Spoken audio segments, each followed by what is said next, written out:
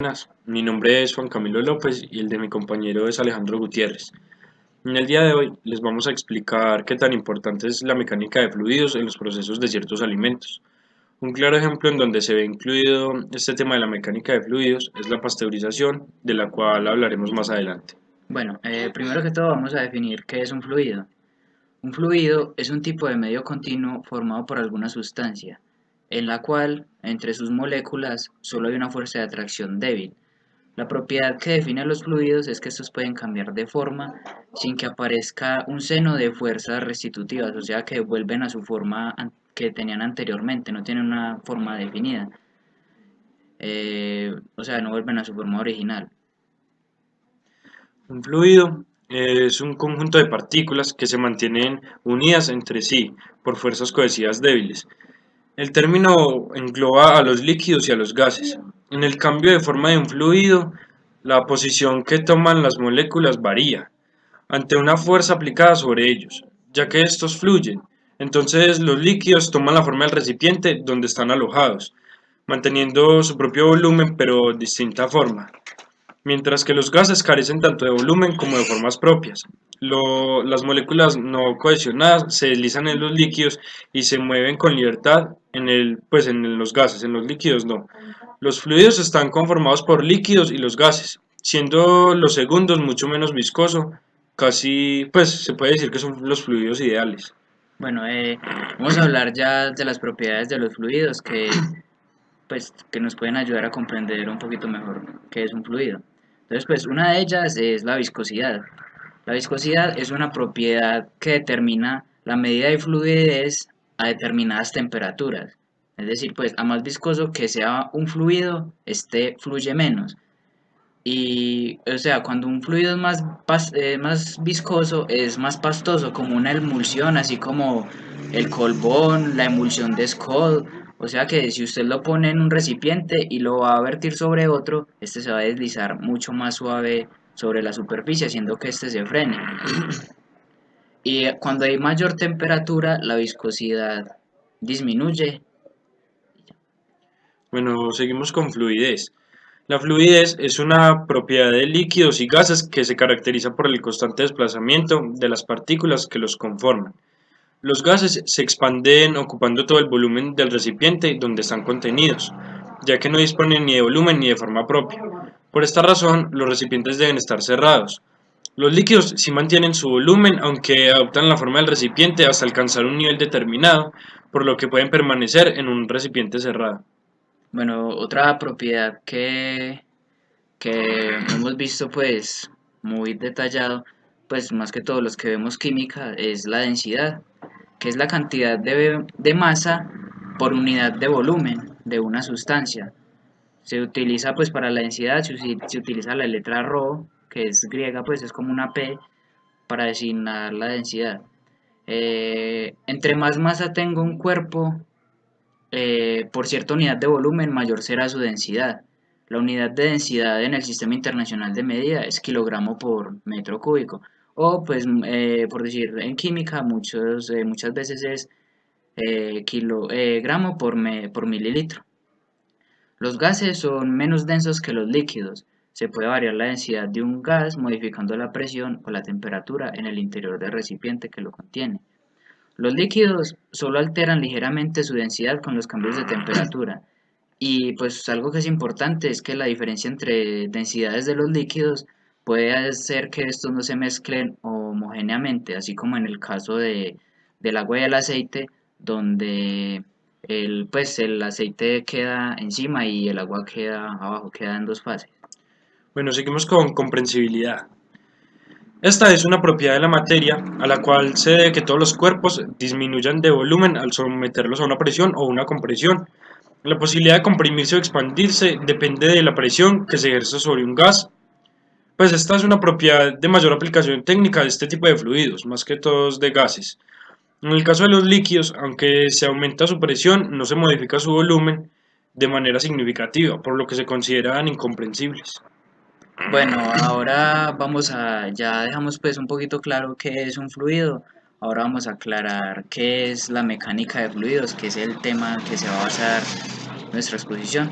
Entonces, la mecánica de fluidos es la rama de la mecánica de medios continuos, rama de la física a su vez, que estudia el movimiento de los fluidos, gases y líquidos, así como las fuerzas que los provocan. La característica fundamental que define a los fluidos es su incapacidad para resistir esfuerzos constantes, lo que provoca que carezcan de forma definida. También estudia las interacciones entre los fluidos y el contorno que los limita. La hipótesis del medio continuo es la hipótesis fundamental de la mecánica de fluidos y en general de toda la mecánica de medios continuos. En esta hipótesis se considera que el fluido es continuo a lo largo del espacio que ocupa, ignorando por tanto su estructura molecular y las discontinuidades asociadas a esta. Con esta hipótesis se puede considerar que las propiedades del fluido, como la densidad, temperatura, bueno, etcétera, son funciones continuas. Bueno, podemos observar que en la industria de los alimentos se utiliza mucho la mecánica de fluidos en diversos procesos. Nosotros pues principalmente nos vamos a enfocar en la pasteurización, que es el proceso que se emplea principalmente en la industria láctea, donde a través de una maquinaria se busca eliminar las bacterias que afectan al producto, haciendo que éste tenga una vida útil más corta o haciendo que no sea apto para el consumidor, pudiendo causarnos enfermedades y otras cosas. Bueno, ahora vamos a hablar de la pasteurización. La pasteurización es el proceso térmico realizado a líquidos, generalmente de alimentos, con el objetivo de reducir la presencia de agentes patógenos, como por ejemplo bacterias, protozoos, mohos, levaduras, bueno, etcétera, que pueda contener pues el producto. Este proceso de calentamiento recibe el nombre del que lo llevó a cabo por primera vez, que fue el francés Louis Pasteur. La primera pasteurización fue realizada el 20 de abril de 1864 por el propio Pasteur y un amigo de él que se llamaba Claude Bernard. Uno de los objetivos del tratamiento térmico era la esterilización parcial de los alimentos líquidos, alterando lo menos posible su estructura física, sus componentes químicos y sus propiedades organolépticas.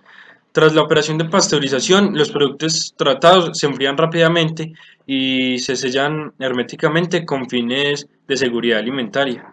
Entonces, por esta razón, es básico que la pasteurización es el mecanismo de transferencia de calor en los alimentos, donde se calientan y se enfrían rápidamente.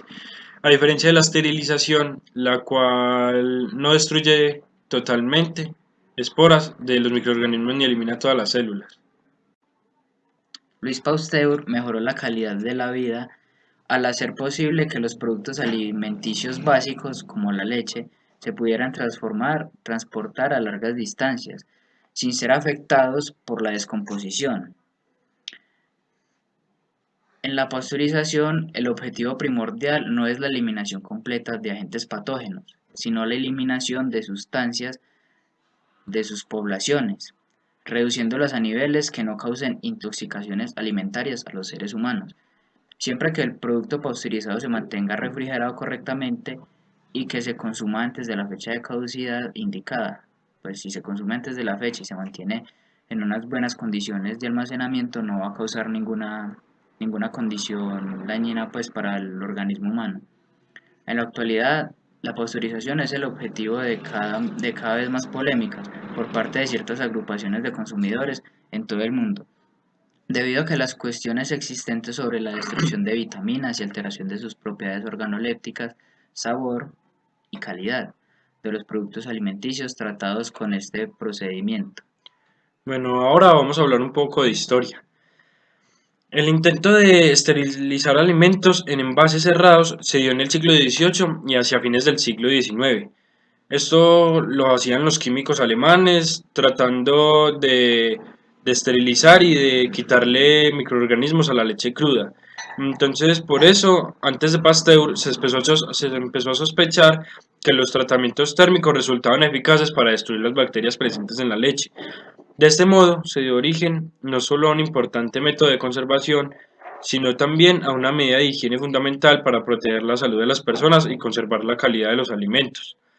Estos trabajos se sentaron en las bases de lo que Pasteur había dicho posteriormente, que era pues lo de la pasteurización. Pero en el año 1864, a instancias del emperador Napoleón, Pasteur investigó la causa por la que el vino y la cerveza se agriaban con el paso del tiempo, causando grandes pérdidas económicas a las empresas francesas debido a lo perecedero de estas mercancías.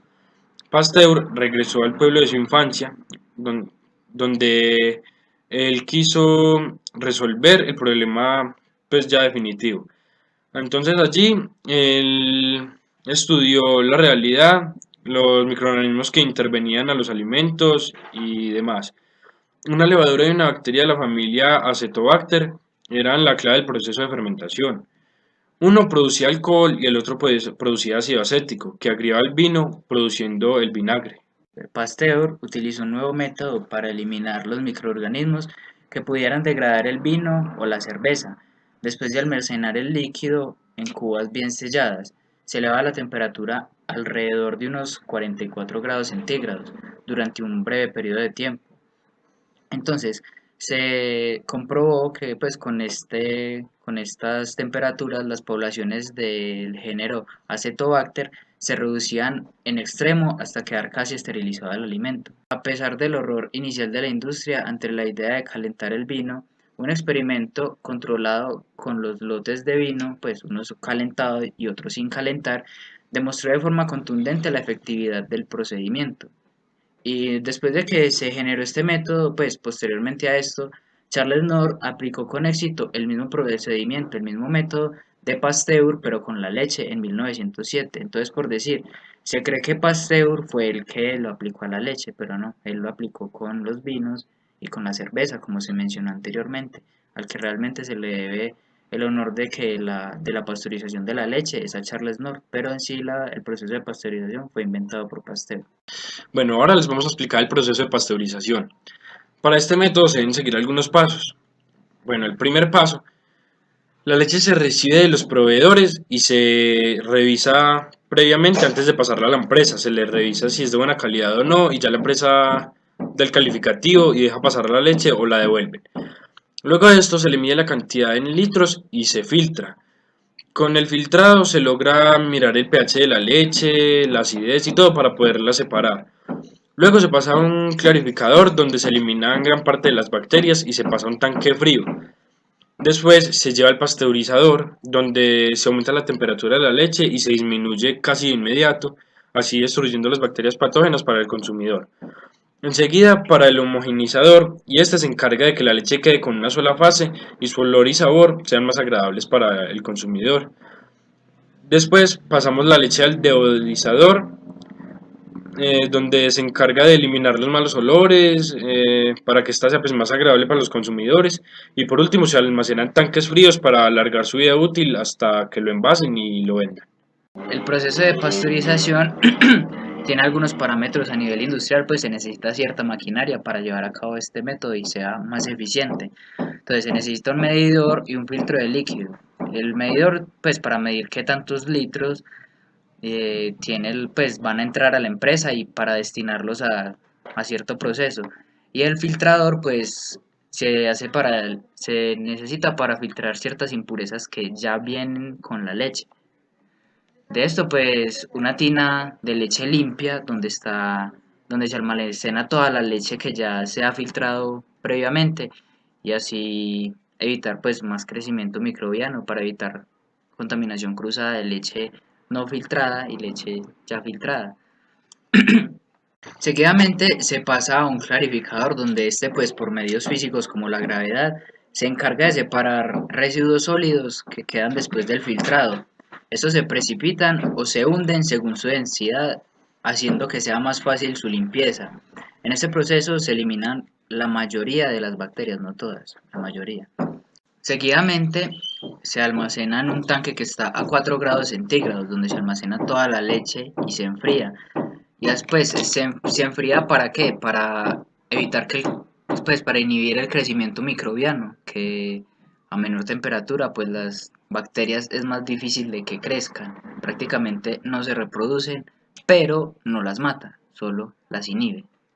Y seguidamente pues se pasa ya al pasteurizador donde por medio de unos cilindros que van como a través de una máquina en una parte se calienta más o menos alrededor de 80 grados centígrados, donde aquí se matan la mayoría, pues ya el resto de bacterias que quedan después del clarificador. Y se enfría rápidamente, pasa por un tubo, se calienta y seguidamente se enfría. Bueno, yo les voy a hablar del homogeneizador. Después del pasteurizador, la leche pasa al homogeneizador, donde este se encarga por medio del centrifugado de dejar la leche en una sola fase, ayudando así a tener un mejor sabor, apariencia y olor. Luego, el deodorizador es la máquina encargada de eliminar los malos olores de la leche y así este producto es más agradable para el consumidor. Y por último, los tanques para almacenar la leche pasteurizada, pues como su nombre lo dice, son unos tanques donde se almacena la leche que ya pasó por todo este proceso y que ya está lista para el empaque y la venta. Con esto ya damos por concluida la charla sobre pasteurización, pues espero que el proceso haya sido claro y pues les haya interesado.